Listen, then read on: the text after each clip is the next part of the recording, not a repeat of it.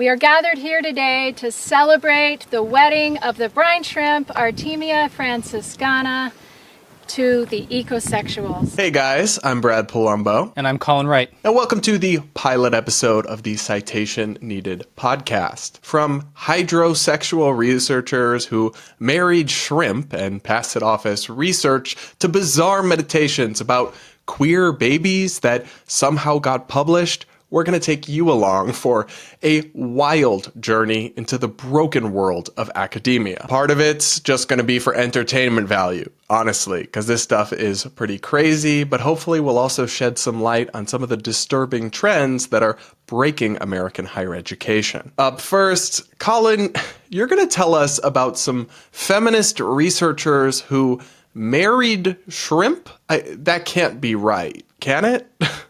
You heard that correctly, unfortunately. So the first paper we're going to go through today is called Loving the Brine Shrimp, Exploring Queer Feminist Blue Post-Humanities to Reimagine the America's Dead Sea. Yeah, I have no idea what that means, so maybe you can help us break it down or summarize it for us. That is definitely a mouthful.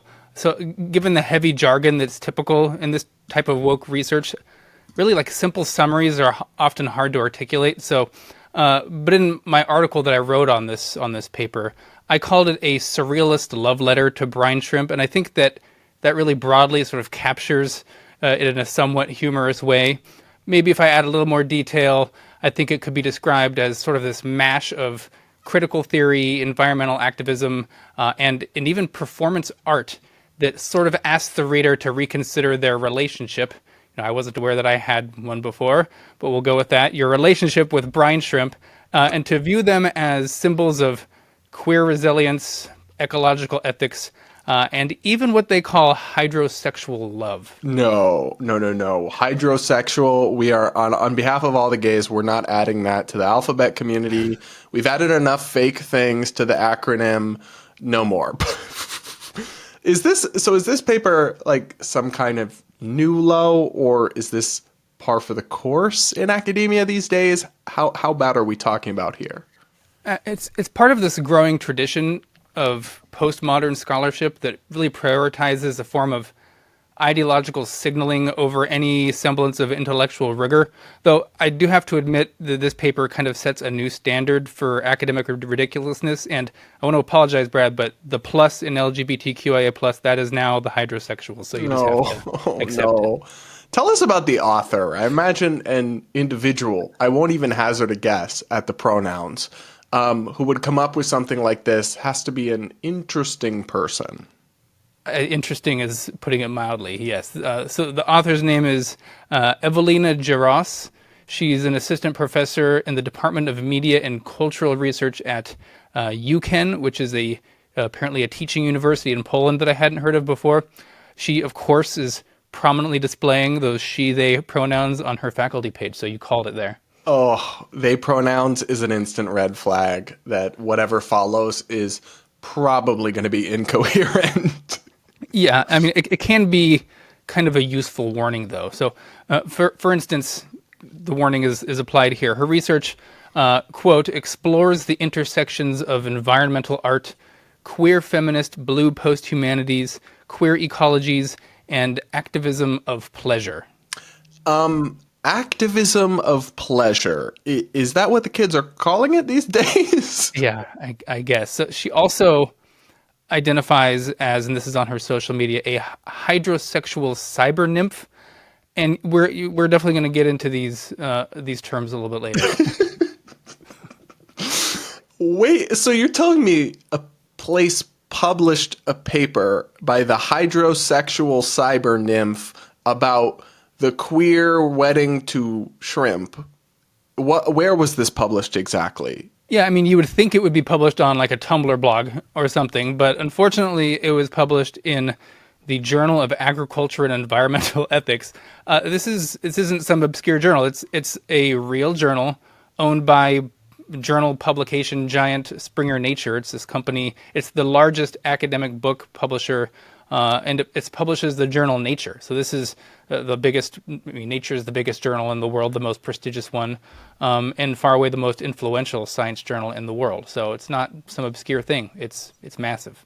Wow. So it's not even a fringe thing. It's a real place. What's the point of this journal exactly? Yeah, it's real.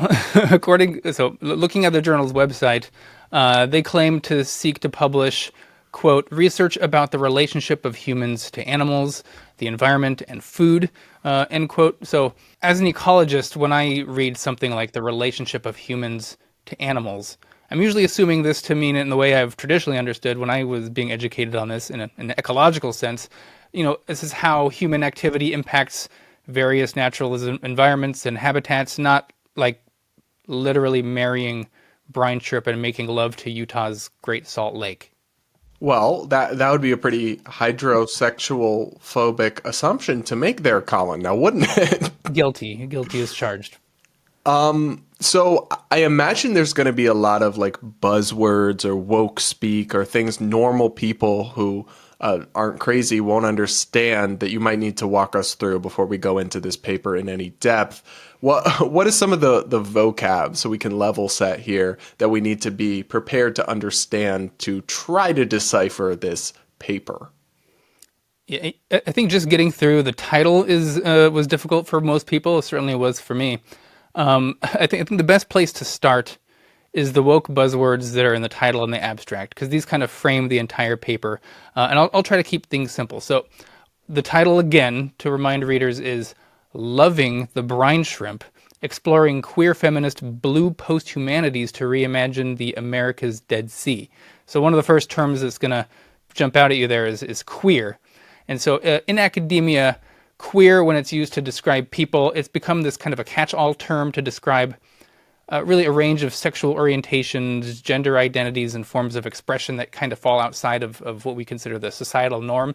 So anyone who's like a straight person who isn't comfortable with their bodies or their sex, or anyone who really kind of dresses or behaves somewhat sex non-conforming is queer. Yeah, to me, it's sometimes just like straight, but I want attention, or other times, if it's just a gay person, but they call themselves queer, they're often signaling some kind of militant ideology associated with their identity rather than just their sexual orientation. Yeah, that tends to be the case. It's one of those identities that you can just adopt and no one can question. It's not conspicuous. You can immediately join this certain type of community. So one of the next terms in here is one we're probably all familiarized with, is feminist. I think we all know what this means. It has something to do with advocating women's rights, but now we're going to get to a really, really strange one here. Blue post-humanities. I hadn't heard of this. But from what I can tell and looking at the author's website, this term was made up by the author herself. So it supposedly explores, according to her website, the relationship between humans and water that emphasizes the cultural, historical, literary, and even the theoretical aspects of all these types of interactions with water. It also includes a heavy amount of environmental activism, in addition to what she calls these post-human themes and theories. And this post-human aspect really becomes evident when you're perusing the author and the author's wife's Instagram, where she claims to have mothered a human brine shrimp hybrid baby with her partner. I'm not joking when I say this. Is this person on drugs? Like, is she trolling? Is this some sort of cosplay thing? Or does this woman literally believe she birthed a shrimp hybrid baby? I wish I had a really clear answer for you, but it is not entirely clear. I think we'll have to let the viewers and listeners decide for themselves, and I think I know how they're probably going to decide at the end of this. So I mean, we'll keep going, and yeah, the readers can decide for themselves if drugs are involved. Another odd term I think that I know I saw for the first time in this paper is the term hydrosexual. So this is apparently it's a sexual orientation, again, invented by the author. This is what they tend to do. And her partner. So it involves romance with water. So the author's personal website contains something called a hydrosexual manifesto, describes them as aquaphiliacs, describes them as being quote, babies in love with a non-binary transitional life-giving substance connecting every sparkle of existence on the blue planet. I mean, they're literally just talking about water. Love is love, Colin. Love is love. I mean, is this part of a trend or something? I guess they're trying to make it a trend, it appears. And they have a few friends who are involved. You can look on their Instagram. It's apparently kind of a subset or a form of what they call ecosexuality. Maybe they made this term up too. They probably did. The paper defines that as people who find nature romantic, sensual, erotic, or sexy, or people who imagine sex as an ecology that extends beyond the physical body. Oh, okay, I guess. Well, let's talk about the goal of this paper, right? Papers are supposed to have a goal. They're supposed to be trying to research or inform people about something. What was the goal of this paper, Colin? You would expect papers to have a really identifiable goal. At least when I was in science, this was the case. But in this case, it's actually pretty difficult to articulate what the goal is. Given the author's paper, it consists of really, really dense woke jargon that's very rambling. I mean, we'll just read what the author says herself about the paper's goal. It's in this introduction part here. So the author says, again, this is bizarre. This is a love story that aims to change narratives about the Great Salt Lake through how people imagine brine shrimp in science, culture, and art. It explores the concept of hydrosexuality to mediate between these realms, enhancing feminist blue post-humanities and feminist biology with the art-based practices of queer advocacy you might not have heard before.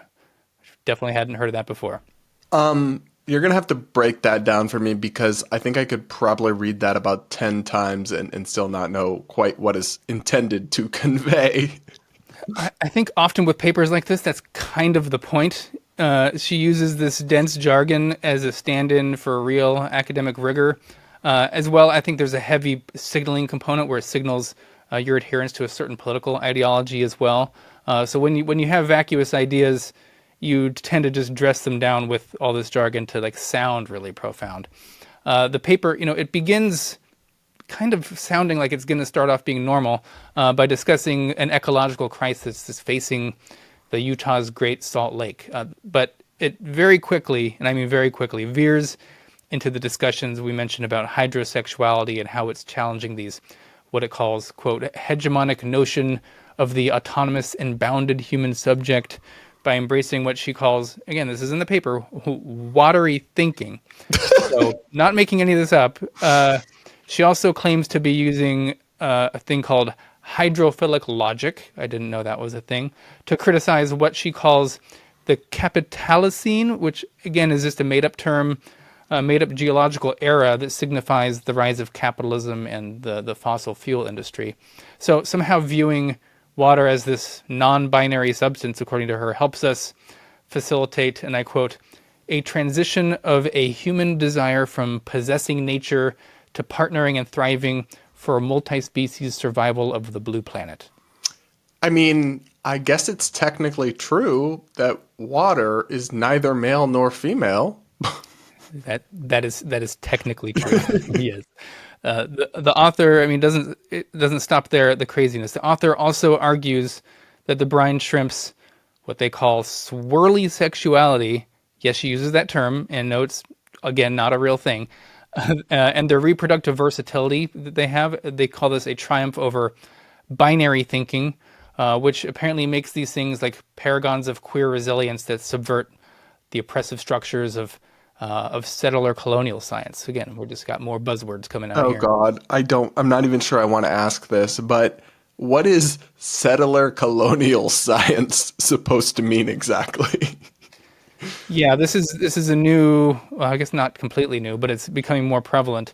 For those wondering, it's simply science.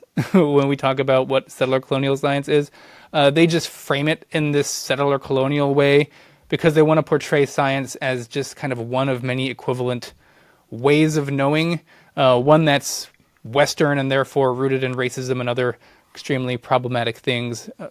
Ultimately, they want to promote these mystical and mythological belief systems in other cultures as somehow being equivalent to modern science. Yeah, that sounds familiar. It kind of sounds like cultural relativism applied to science. All the ways of knowing are equal, and including the ones that are made up and the ones that are actually scientific. But let's try to give the devil her due here. Oh, geez, I guess I should say their due here. Is this something worth studying? I mean, brine shrimp are worth studying, and ecology is worth studying. Water is worth studying, ecosystems, all these things.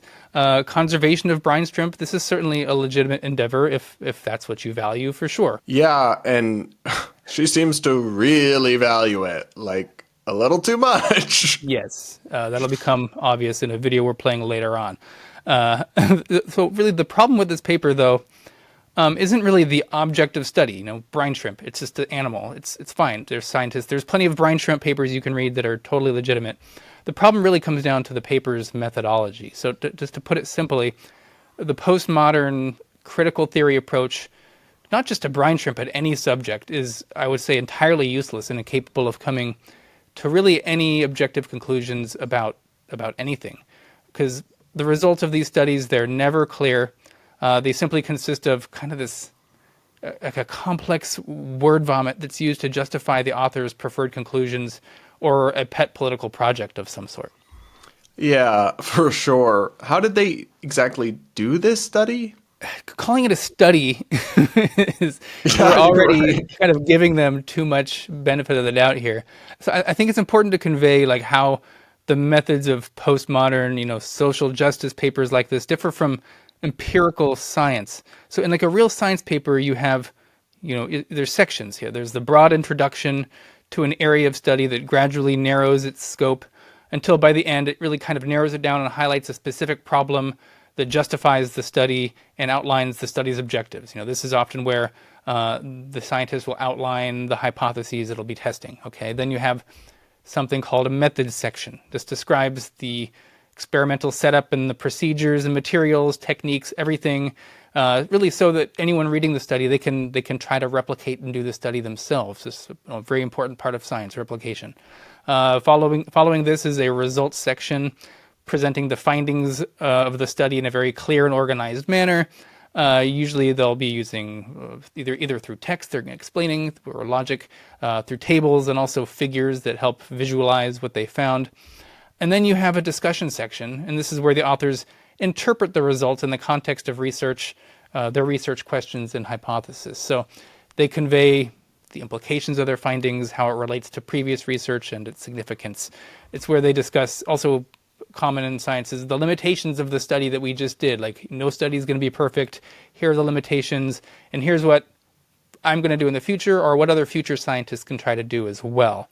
Okay, that's how a study should be presented.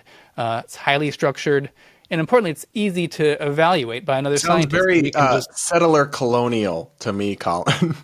No, it depends on who you ask, I suppose. If you ask the brine shrimp. As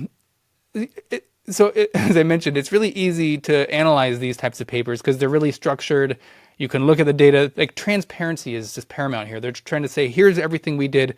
Please pick it apart with a fine-tooth comb, and we can get to the idea and both struggle to find out what's true. But loving the brine shrimp, it doesn't bear any resemblance to what I just laid out in like a traditional scientific study. The paper contains no data whatsoever, no tables, no graphs. It doesn't highlight or quantify any problem, and it doesn't attempt to evaluate any outcomes of the research. There's not a results section because there's no results to report. And instead of doing any sort of real science, it just constructs narratives. And the narratives aren't even backed up with empirical evidence, really because empirical evidence that can be quantified, it's considered one of those oppressive structures of settler colonial science that they need to destruct. So it relies really entirely on a sort of subjective lived experience.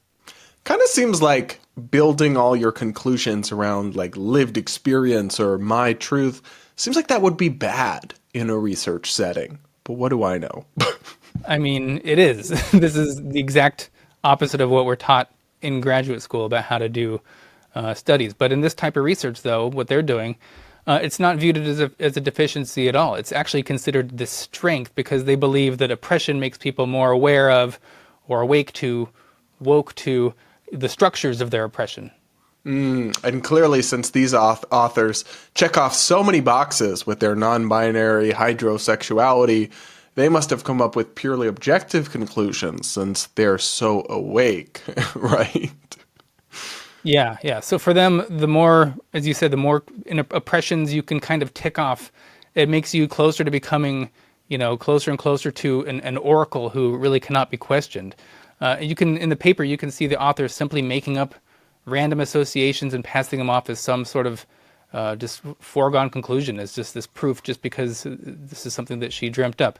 So, for instance, she asserts that simply naming a species reflects what she calls a, quote, biology of empire that erases indigenous ways of knowing. Hold up. She's actually saying it's bad to name species? I mean, what are we supposed to do? To identify and catalog and learn about them? Yeah, and this is what scientists do. We want to name things that are different because we need to be able to separate the world into measurable components so we can make accurate observations and describe things, okay? So there's really no answer to the question of, what we're supposed to do here. I mean, queer theory, it only problematizes things. It's not in the business of proposing better alternatives. So in science, we always have like an alternative hypothesis. It's like, if we find this not to be true, then this other thing must be true, or these other things must be true. It's this process of elimination.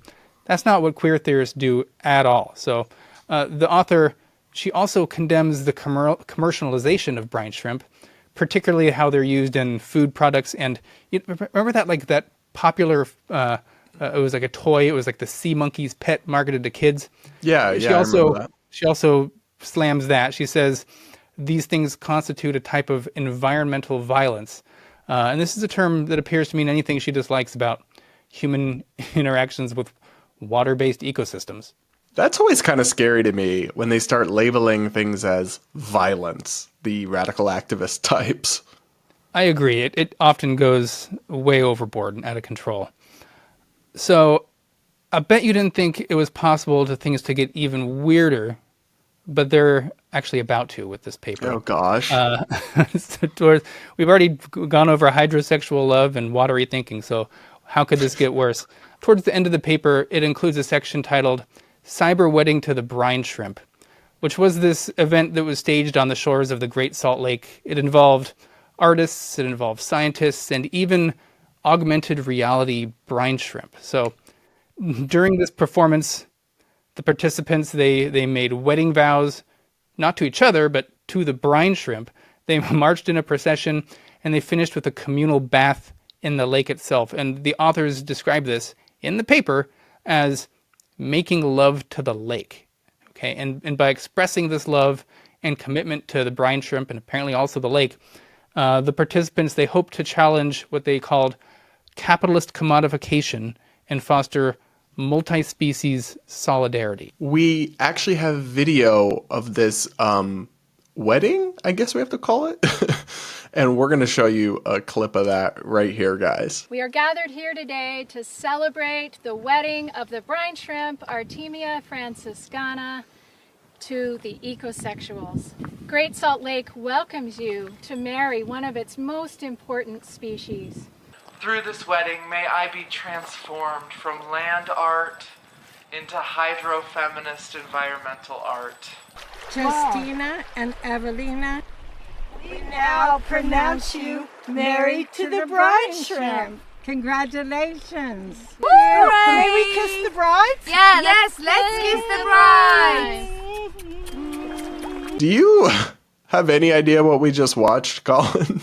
I think I blacked out halfway through that. I'm not sure. I glazed over. Hope the viewers didn't, and they're still there.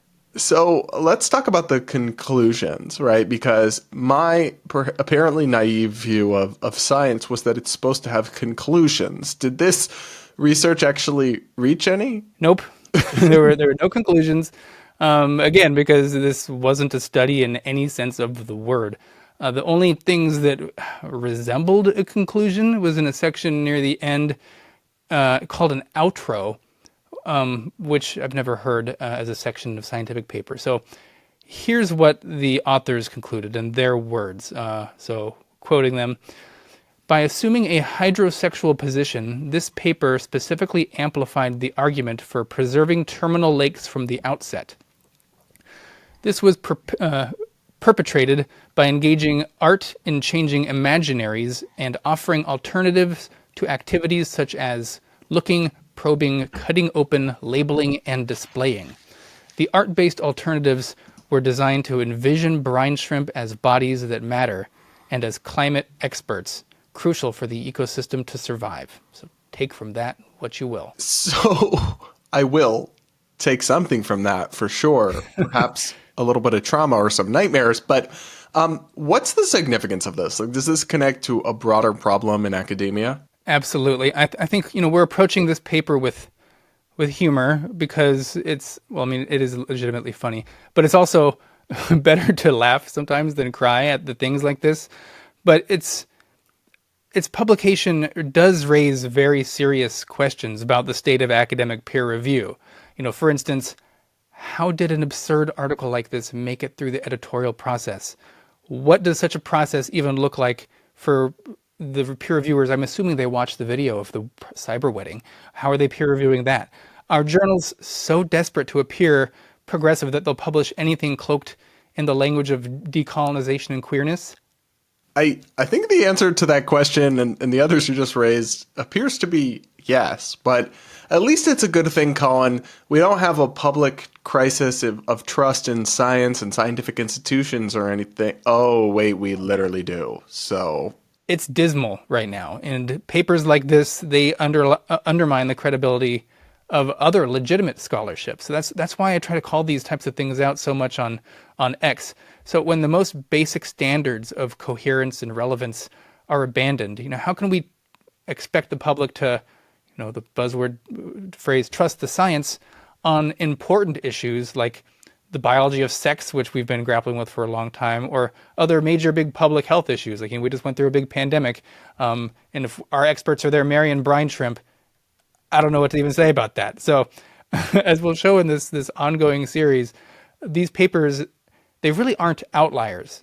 I go through Google Scholar and I find these things and they just showing up on page one. I'm sorting them by date so the new ones come up, and we could do multiple episodes every day on these types of things. So many of them aren't quite as cartoonishly silly as this one, but they are published every day. Yeah, there is no shortage of these kinds of insane papers, and we're going to dive into them for your entertainment pleasure, no matter how many brain cells it costs us, on this new podcast. And the next paper we're talking about is honestly less funny and frankly kind of creepy, but it's about an academic who thinks there's such thing as queer babies. Yes, seriously. Now, this is the part of the show where you will normally hit a paywall. Basically, we're bringing you 2 of these stories a week, but only people who sign up at the Substack, linked in the description, and donate $6.99 a month will get access to both stories, the full extended show. If not, you'll just have to make do with 1 story, 1 paper, 1 deep dive, and you won't get to know about the crazier things like the queer babies or the people who somehow believe that that's anything other than a creepy concept. But for the first week, no paywall, so you can get a sense of what we're doing with the new show and decide if you want to sign up. Okay, Colin, with that out of the way, we got to talk about something kind of disturbing. I can see this paper's title here, like I mentioned, is Queering Babies, Autoethnographic Reflections from a Gay Parent Through Surrogacy. Do you have a translation for us what that means? Yeah, we'll have to get into this by using some of the terminology from some of this stuff. So we'll talk about ethnographies, what those are, and how an autoethnography is. But really, it just kind of talks about surrogacy. We all know what this is through a gay parent's lens. But also we'll see through a very queer theory lens as well. At the most surface level, how would you summarize the paper? So I think this paper, it attempts to establish the notion that surrogate babies are, what it says, queer creatures by default, and that perhaps even that all babies are inherently queer. We briefly touched on queer theory before when discussing the brine shrimp article. And we'll get into that a bit more detail later on in this piece. So who is the author that came up with this brilliant and not at all incredibly creepy idea that babies are queer? Who is this piece of work? Yeah, I'm totally going to butcher his name, but I'm going to do my best. His name appears to be Balas Boros, who is an assistant professor in, you might guess, gender, health, and cross-media at the University of Amsterdam, of all places, which might actually explain a lot of the weirdness that we're about to dive into. Yeah, I was in Amsterdam not too long ago, and I think he might have written this paper after having spent too much time in their coffee shops. If you know, you know. Now, where was this paper published exactly? Because wherever it was, I have questions about their vetting process. It was published in a journal called Psychoanalysis, Culture, and Society, which, unfortunately, like Loving the Brine Shrimp, it's also owned by that academic publishing giant Springer Nature. Again, not an obscure ad hoc journal created by some tiny community to publish strange papers the mainstream won't touch. It doesn't get much more mainstream than Springer Nature. That is extremely depressing. But from the title alone, I can already tell that us normies are going to need some help working our way through this paper. What terms do we need to understand in order to try to decipher this very strange piece of work? So I think the main one is going to be queer theory. So we talked about what it means for an individual to be queer in the Brine Shrimp paper. But queer theory is a little different. I mean, of course, it's related. It really emerged. It's a field that emerged from the gender and sexuality studies. And it really kind of puts itself out to challenge traditional views on sexuality and sex or gender by questioning the notions that these represent fixed binary categories like male or female or man or woman or gay or straight, things like that. So it believes that just making these categories, talking about these categories, it thinks these are created by people who are in places of power to oppress the less powerful. Instead of binaries, we see queer theory. It really attempts to assert that all these categories, I mean, really every natural category in nature, that it's fluid or exists along some sort of a spectrum. Ah, yes, queer theory, the lovely and not at all incoherent birthplace of ideas like non-binary and fun little propaganda pieces like my personal favorite, the gender unicorn. And there's gender elephants and clouds and giraffes as well. I mean, yeah, so this is exactly where we get the notions of sex being a spectrum. It's right out of queer theory. Or the existence of people who have just, non-standard appearing genitalia, who have differences of sexual development. And I mean, non-binary came about, I guess, to retroactively trans people like David Bowie who wore makeup or something. So another term I think we're going to take away from this title that's important to understand is autoethnography, okay? This is an important one, really, really important. I think a lot of us are familiar with the concept of ethnography, which is a research method that is used by a lot of cultural anthropologists. It involves really immersing yourself in a culture or a community that's different from your own in order to study and understand its practices, its beliefs, the behaviors, and the social interactions that we see in these societies. So it's fundamentally about observing and documenting others. And just generally speaking, would you say that ethnography is a legitimate form of inquiry? Absolutely, yeah. I mean, it's an essential way to study other cultures, for sure. It's an ethnography. The research aims for objectively stepping outside of your own context to understand another's. The emphasis is on the culture or community being studied, not on the researcher themselves. So, I mean, they often collect data in the form of things like observations or interviews and looking at artifacts and that type of stuff. Really important, the researcher tries to kind of blend into the society as well, become a part of the community, because if you're just like this conspicuous outsider, like the only really pasty white guy in a trying to study a tribe in Africa, like they're going to notice you and they might change their behavior if you're there. And so you want to try to make sure that you're not influencing their behavior. You're getting sort of a really organic experience of what they're doing. It helps you gain like a deeper insight. And when you're doing an ethnography, the outcome, the product of this research it's usually something like a very detailed description or some sort of analysis of the culture's community life from an outsider perspective. The goal is representing this group as authentically as possible. Yeah, that makes sense. And at least they're actually trying to objectively analyze something, which already makes it better than the shrimp wedding, at least. But what's it mean when they say exactly autoethnography instead of just ethnography? Yeah, I mean, as you mentioned, an ethnography, it's trying to do something. There's always going to be some subjectivity that's unavoidable, but the goal of science and of these things is to minimize it as much as possible. So you bring up what the auto is doing to autoethnography. So you might think it's just a small little thing, a little prefix in front of it. What's the big deal here? I mean, it makes or breaks the entire thing. So in autoethnography, it throws the objectivity to the wind. It turns the focus, rather than outward towards the society you're studying, it turns it inward and uses the researcher's own subjective experiences, our own emotions, the personal narratives of the author themselves as primary data points. Okay, so the research is essentially just studying themselves in relation to the cultural context that they're observing. This relies heavily on things like self-reflection, and really the data, if we want to call it that, that's produced is like a diary or a journal. We'll discuss sort of the issues with this.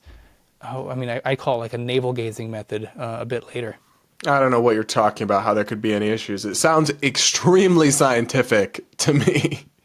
But, okay, what was the objective of this paper about queer babies? God, I hate saying those two words together, but this author's given us no choice.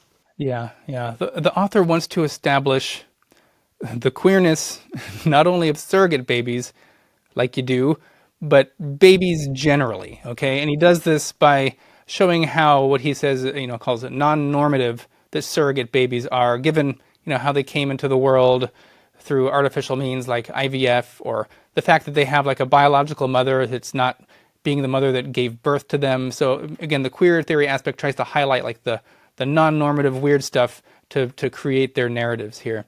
But he also then, as I said, he tries to establish the queerness of all babies. And he does this by claiming that they disrupt adult expectations about how they should, quote, act, develop, respond, or simply be. Okay, but all the author does, all Boros does here, is he seems to be describing is the natural unpredictability and individuality of infants. This is a phenomenon that's so universal that labeling it as queer really adds nothing meaningful to our understanding here. Yeah, and it doesn't just not add anything meaningful to the definition or the understanding. It's also kind of weird to be adding this like vaguely sexual undertone, that's what queer connotates, to his analysis of babies. Surely I'm not the only one creeped out by that. Yeah, this is a hard paper to read given the weird, eerie, creepy vibes you get from it. So, queer theory, it's in the game of making really mundane observations seem really profound. So here's what the authors say here. Again, talking about the babiness of babies. It says, there is queerness here, the kind of queerness that has to do with how children are always queer from the standpoint of a normal adult. While they are assumed to be heterosexual from the outset, they can at most be not yet straight because they are not allowed to be sexual at all. What does that mean? They're not allowed to be not sexual? What? No, they're just not. I know. This is so many parts of this paper, you smack yourself on the forehead. So he seems to be suggesting that babies are inherently queer because they defy adult categorizations of sexual identities. But I just think this kind of collapses under its own weight because just thinking about it, infants, they're not yet straight. These are, as you mentioned, they're pre-sexual beings. They're entirely uninterested and incapable of any adult notion of identity or orientation. And applying these concepts to infants, babies, it not only distorts the reality of the development of babies, but it just sharply starts veering into this inappropriate territory by sexualing a stage of life that I think is really defined by total innocence. Yeah, I really didn't think don't sexualize infants was something we'd even have to say, but welcome to 2025, I guess. Yeah, you'd think.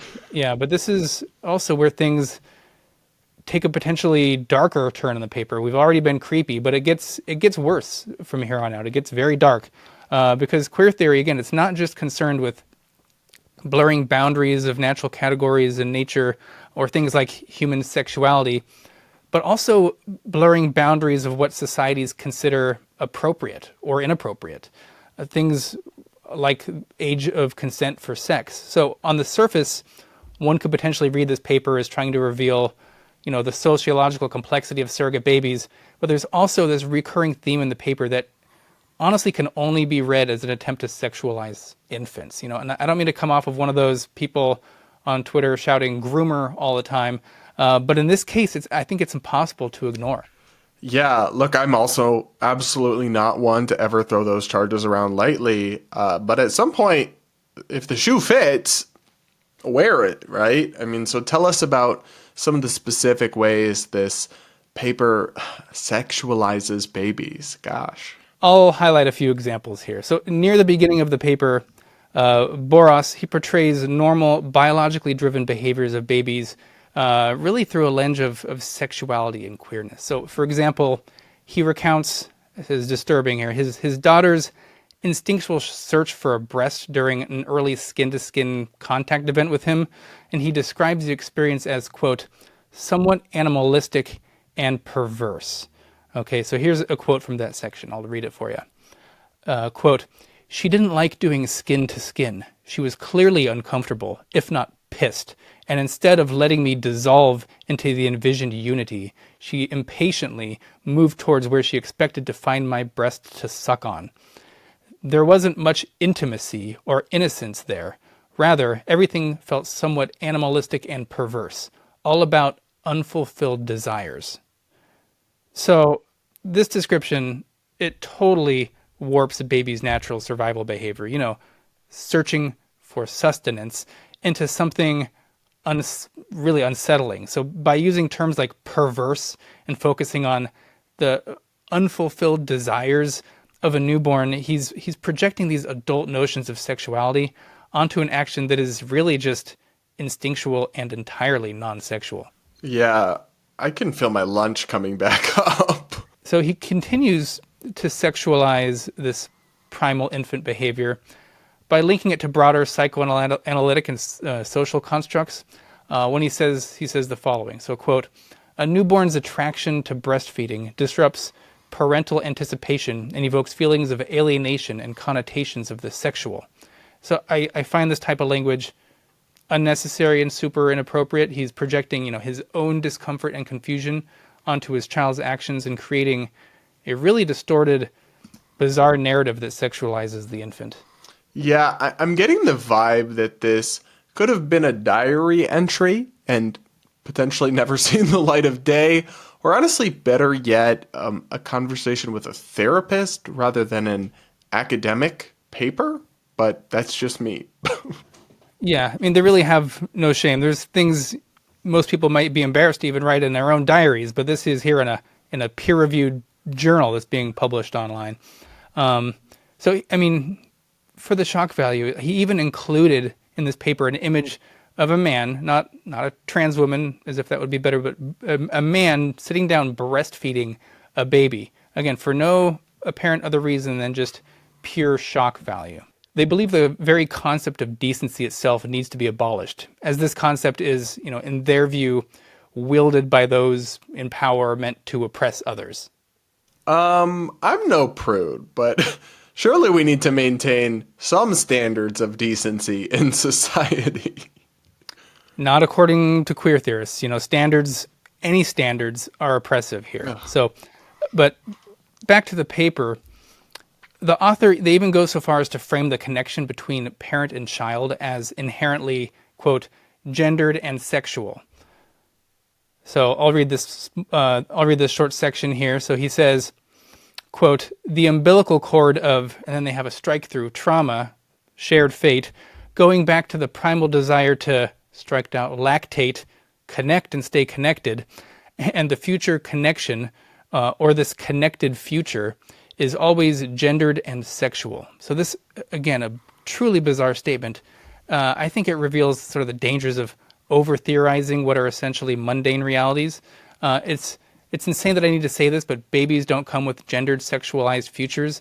These are merely constructs imposed by adults, not inherent of infants. Yeah, I'm going to go out on a limb and say most people's relationships with their mothers are not, in fact, sexualized, or I guess to some extent it's gendered because it's like your mother and your father are different based on those gender roles and all that. But the sexual part, like, dude, that might just be you, and you should probably talk to somebody about that. Yeah, I sense that Freud had kind of a lot of influence on this guy.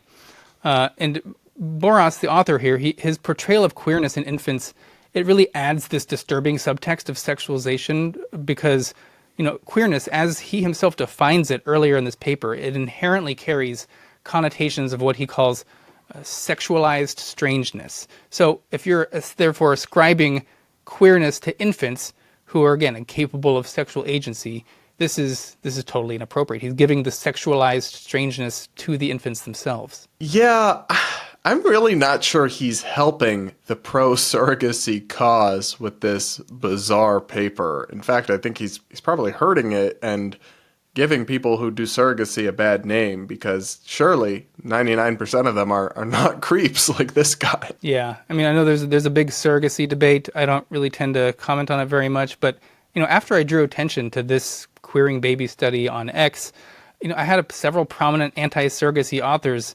They reached out to me, can you give me the paper? And they wrote articles attacking surrogacy because of this. And it's hard to argue with them. They kind of have a point. If this is what people who have surrogate kids are doing, they're taking pictures of it, breastfeeding their offspring, and publishing in academic papers. Yeah, we have a problem here for sure. Yeah, though I would feel pretty confident that that's not what the vast majority are doing. For sure. Now, what were the conclusions of this very creepy research? So, I mean, much like the brine shrimp paper, there's no conclusions whatsoever. It's just this jargon-filled rambling about how he established the queerness of babies. So he doesn't really there's not a conclusion, but there's kind of this bizarre send-off near the end, which I'll read for us here.